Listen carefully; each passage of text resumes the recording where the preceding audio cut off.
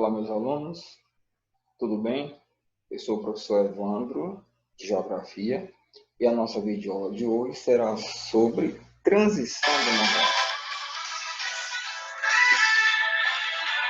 Professor, conhece essa música, da seleção brasileira, né?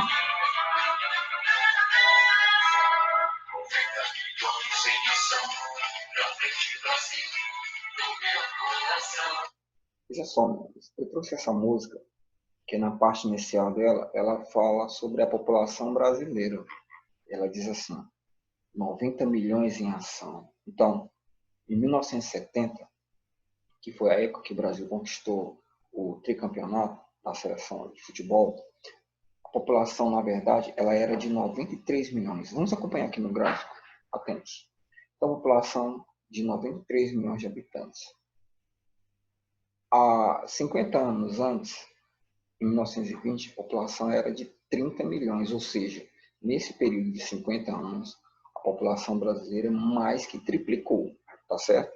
Ela saiu de 30 milhões e foi para 93, pelo censo demográfico.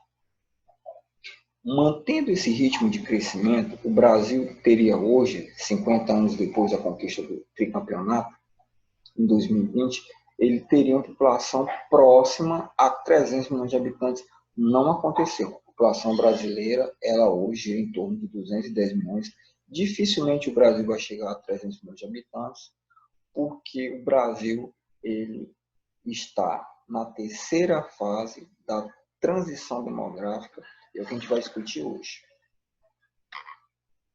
Então, veja só, o crescimento da população, o crescimento natural, ele é um resultado entre a subtração da taxa de natalidade pela taxa de mortalidade, tá bom?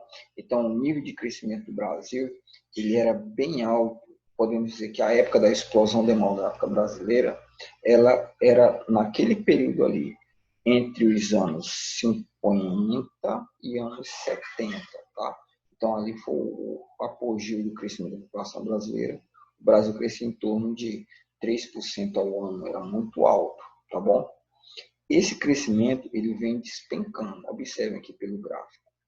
E hoje, esse crescimento do último censo, né, 2010, ele é em torno de 1%, ou seja, é bem mais baixo do que antigamente. E a projeção é que ele cai ainda mais nas próximas décadas. Possivelmente o Brasil ele vai ter um crescimento negativo, ou seja, a população vai chegar a um ponto em que ela vai diminuir, porque a mortalidade vai estar maior do que a natalidade. A gente vai discutir essa fase aí da transição também. Vamos ver o gráfico da transição? Então está aqui. A transição demográfica. A linha azul representa a taxa de mortalidade, ou seja, o número de pessoas que morrem, uma taxa. A linha vermelha representa o percentual de pessoas que nasceram, ou o número de nascidos, taxa de natalidade. E a diferença da taxa de natalidade pela taxa de mortalidade é o que eu vou chamar de crescimento vegetativo, CV, ou crescimento natural. Então, se eu olhar bem para esse gráfico aqui, eu vou dividir ele em 3 partes. A primeira parte, esse crescimento é pequeno. A segunda parte, esse crescimento é bem acentuado. E a terceira parte, esse crescimento volta a ser pequeno novamente, tá? Isso aqui é o que eu chamo de transição demográfica. Eu vou começar. A primeira fase está aqui, ó. Crescimento bem lento, tá? Bem lento. A mortalidade, apesar da taxa de natalidade ser bem alta, a mortalidade também era alta. As mulheres pariam todo ano, mas a mortalidade ela era gigantesca, digamos assim. As pessoas morriam de vários tipos de doença. Só para a gente ter ideia, a peste bubônica, a peste negra, ela matou 1/4 da população europeia. Então, embora a taxa de natalidade fosse alta no passado, essa taxa de mortalidade também era muito alta, tá bom? Isso vai fazer com que o crescimento da população mundial fosse pequeno. A segunda fase é a fase da explosão demográfica, onde a mortalidade caiu rápido, principalmente por conta do avanço da medicina, e a natalidade se manteve alta em relação à taxa de mortalidade. Então, essa segunda fase aqui é a fase que eu vou chamar de explosão demográfica. Foi por essa época aqui em que o Malthus viveu na Inglaterra. A Inglaterra vivia nessa época a sua explosão demográfica. A explosão demográfica brasileira ela já ocorre já no século XX, tá certo? Como nós vimos no gráfico anterior. Aí a terceira fase é essa aqui, ó. A mortalidade se mantém baixa e a natalidade vai despencando até que tenha um equilíbrio, tá? E aí você tem um equilíbrio aqui entre as duas taxas. Tanto a taxa de natalidade como a taxa de mortalidade, elas estão baixas e equilibradas, ou seja, o país ele vai crescer pouco. É a fase que se encontra o Brasil atualmente, a terceira fase da transição demográfica. Observe aqui o nível de crescimento, né? Da primeira fase era bem lento, aí ele começa a aumentar. Aí já na segunda fase você tem o ápice do crescimento e você já concluindo na terceira fase, a transição, você tem o declínio desse crescimento até que as taxas se estabilizem. Alguns países eles já estão numa quarta fase da transição demográfica. Itália, Japão, principalmente o Japão, tá? O Japão ele é um caso onde essa taxa de mortalidade acompanha aqui, ó, ela supera a taxa de natalidade. E aí veja só o que acontece no Japão. O Japão tem uma taxa de natalidade muito baixa há muito tempo e ele tem um elevado percentual de idoso, ou seja, muitos idosos no Japão, que vai fazer com que essa mortalidade japonesa seja, por exemplo, o dobro da nossa.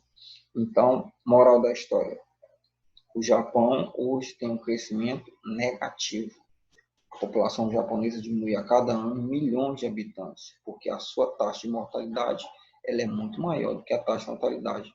O Brasil vai caminhar para isso aí mais na frente, tá? Não agora. Todos os fatores relacionados à queda da taxa de natalidade e à queda da taxa de mortalidade estão associados a esse processo de urbanização. O Brasil, o mundo, nos últimos anos, nas últimas décadas, ele viveu esse processo, essa migração de pessoas da zona rural para a zona urbana. Na zona urbana, você tem mais facilidade de encanar água, de coletar lixo, ou seja, para reduzir a taxa de mortalidade. E também a urbanização ela vai ter um peso grande nessa queda da taxa de natalidade. A gente vai discriminar esses fatores que levaram à queda da taxa de natalidade, TN, e queda da taxa de mortalidade, TM, a gente vai detalhar agora. Fatores responsáveis pela queda da taxa de mortalidade, TM. Avanço na medicina, né? Então, a medicina, ela avança e vem descobrindo curas, e descobriu várias curas de várias doenças, tá certo? O que fez com que a mortalidade despencasse. O Brasil tinha uma taxa que girava em torno de 35 a 40 por mil.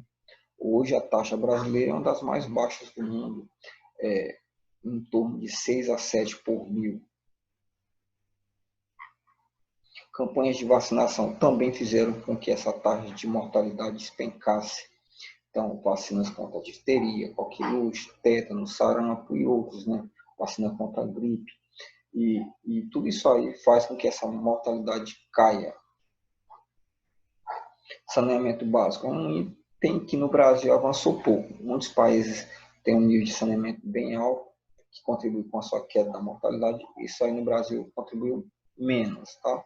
Por exemplo, água encanada, coleta de lixo, o Brasil tem, mas a questão do tratamento de esgoto, principalmente algumas cidades, né, do Nordeste, aqui Teresina, são poucas as regiões que têm coleta de esgoto. A maior parte do nosso esgoto corre a céu aberto. Então, um dos itens que o Brasil precisa avançar para que essa mortalidade caia mais. A melhoria educacional é um fato, né, que contribuiu para a queda da mortalidade também. Então, o ato de lavar a mão, A higiene pessoal, ela é importante para a queda da mortalidade. Os fatores responsáveis pela queda da taxa de natalidade. Primeiro, a difusão de métodos contraceptivos. Não só o preservativo, como está sendo mostrado aí na imagem, mas outros, né? Você tem procedimentos que fazem com que as pessoas tenham menos filhos, né? Ou evitem ter filhos, né? Você tem a pílula, você tem o DIU, você tem o diafragma, você tem uma série de medicações que vai fazer com que as pessoas tenham menos filhos. A participação da mulher no mercado de trabalho. Então, veja só, um ponto para a gente pensar. Na zona rural, as mulheres trabalham sim, mas o seu trabalho não impede ela de ter tantos filhos, né? Ela ajuda com o marido na colheita, ela limpa a casa, ela planta. Agora, na cidade, não. Na cidade, a cidade em si, ela vai esmagar essa taxa de natalidade por N fatores. Essa mulher de hoje, ela quer terminar o ensino médio, ela quer entrar na universidade, ela quer arranjar um emprego, ela quer passar em concurso. Então, essa mulher que tem tantas ambições, se ela tiver filho todo ano, ela não vai conseguir realizar isso aí, né? E outra, a lógica das empresas. As empresas não querem mulher parideira, né? É fato. Uma mulher que tem filho todo ano, ela vai terminar perdendo seu emprego mais cedo ou mais tarde.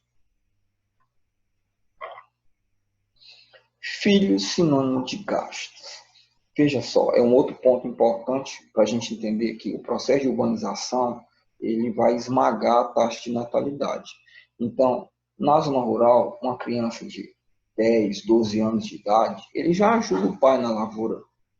Na cidade, não. Na cidade, você não pode botar um filho para trabalhar com essa idade, que você vai até preso, né? Então, filhos, os meninos, eles não querem só um celular, eles querem o celular da melhor qualidade, os mais avançados, eles querem dinheiro para ir para o shopping, eles querem dinheiro para passear, ou seja, você ter filhos na cidade é muita despesa. Isso aí fez com que os casais optassem por ter menos filhos. Lazer. Professor, lazer vai reduzir a taxa de natalidade? Veja só, meus alunos.